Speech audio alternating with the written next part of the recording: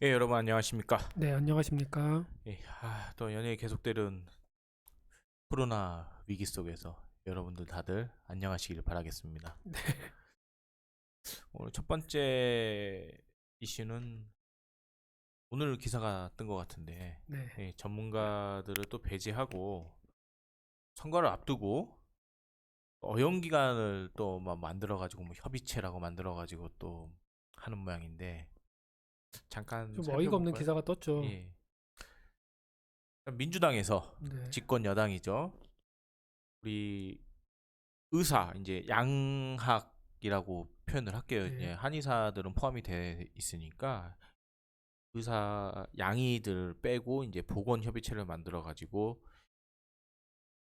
양의사들이 옹졸하다라고 이제 반발을 했다는 이제 기사입니다. 그러니까 기본적으로 대한민국 의료에서 가장 큰 축을 차지하는 의사들은 제외를 하고 네. 보건협의체를 만들겠다는 발상 자체가 예. 말이 안 되죠. 지금 뭐 코로나 치료를 위해서 의료진들은 갈아 마시고 있으면서 본인들한테 쓴소리를 좀 내뱉었다는 이유로 이거는 뭐 정말 옹졸한 처사죠. 기사 내용을 좀 볼까요? 예.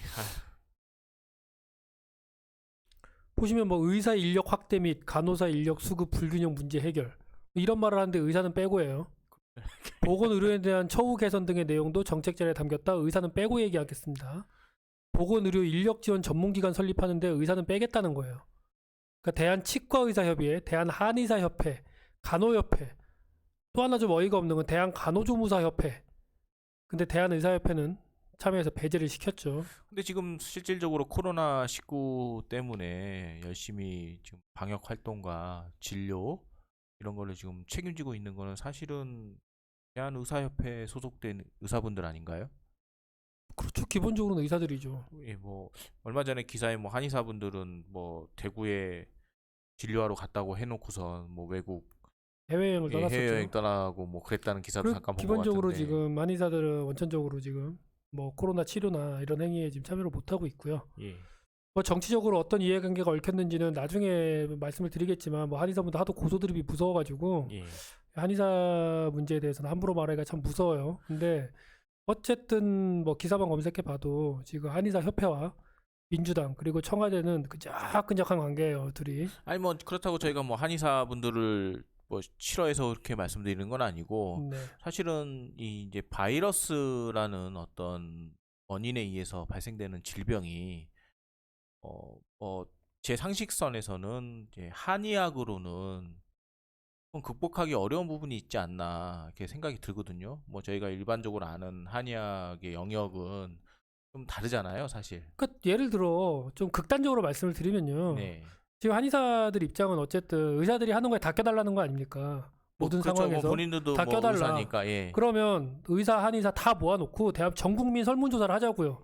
다 전쟁이 터집니다. 예. 나는 전쟁터에 나가야 돼요. 네. 주치의 한 명을 데려갈 거예요. 네. 양의사 데려가겠습니까? 한의사 데려가겠습니까? 그렇죠. 답은 나와 외과 있어요. 외과의를 데리고 그러니까 하는 게 이건 맞겠죠. 극단적인 비유지만 예. 각 의료 분야별로 해야 할 역할이 있고 할 수 있는 역할이 있는 겁니다. 근데 이걸 무슨 밥그릇 뺏어오듯이 놔뒀길래 내 발언권 줘, 내 발언권 줘.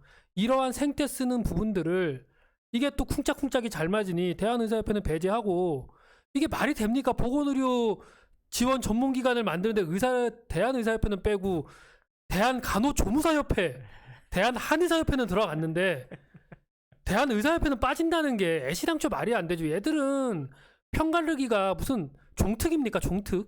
아, 어이가 없어요. 이런 뉴스를 보고 있으면 아니 뭐 어차피 얘들이 선거를 이겨야 이 짓거리도 할 수 있는 건데 뭐 이번 선거 결과는 좀 지켜봐야겠습니다. 저도. 알겠습니다. 그럼 다음 뉴스 한번 보겠습니다. 이건 뭐 이제 유명한 얘기죠. 예, 뭐 기존부터 계속 이어져 왔던 이야기들인데 이제 예? 예전에 박근혜 수첩공주라고 예, 굉장히 공격을 하지 박근혜 않았습니까? 대통령 전 대통령을 이제 수첩공주라고 계속 얘기를 했었는데 근데 그때 생각해 보면 박근혜 전 대통령은 예. 수첩을 보고 읽은 건 아니에요.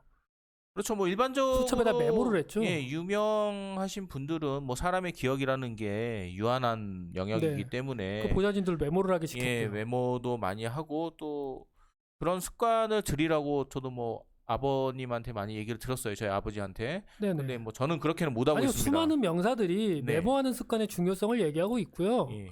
뭐 박근혜 정부 때도 뭐 회의 때 모든 보좌진들이 뭐 메모를 할 수밖에 없었다 분위기상 뭐 유명한 얘기 아닙니까? 그리고 탄핵 정국 때도 그 메모가 문제가 돼서 뭐 트집을 잡았던 예도 있었고요. 네. 네. 뭐 하여간에 그래서 뭐 문재인 씨는 뭘 대단히 잘할 줄 알았어요. 뭐 예를 들어 저희가 상상한 건 사실은 뭐 미국의 전 대통령 오바마 정도 되게 자연스럽게 워딩이 뭐 가능한. 거기까지 가지 아니 그 정도 않더라도 급은 될 줄 알았어요. 하도 큰 아니, 소리를 치길래. 뭐 그 고 노무현 대통령만 해도 아유 노무현 대통령의 지금 발톱에 때라도 됐으면 나라가 이 모양이 됐겠습니까? 예, 그분만 해도 뭐 그렇게 프리토킹이 가능한 분 아니었습니까? 특별히 뭐 양식을 만들었고 미리 준비해서 이렇게 주고받는 이런 대화의 방식은 보여주지 않았는데 아니 그리고 역대 대통령들이 거의 다 그랬어요. 우리나라 같은 경우는. 그래서 이제 뭐 저희가 예전 자료부터 한번 그냥 스크랩을 한번 해봤어요. 보시면은 그래서 보시면 알겠지만 지금 뭐 사람을 쳐다보질 않아요. A4를 보느라 바빠요.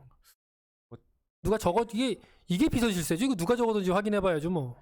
일단은 뭐 이제 펜스면은 국방장관이었던 것 같은데 영어를 못해서 영어를 따라 읽는 건지 내용을 이해를 못해서 내용을 보고 읽는 건지. 저희가 이제 노란색 형광펜으로 이제 표시를 했는데 이제 보시면은 지금 이제 계속 나오는 이제 사진마다 보시게 되면 문재인 대통령께서는 계속 A4지를 들고 계시고 네.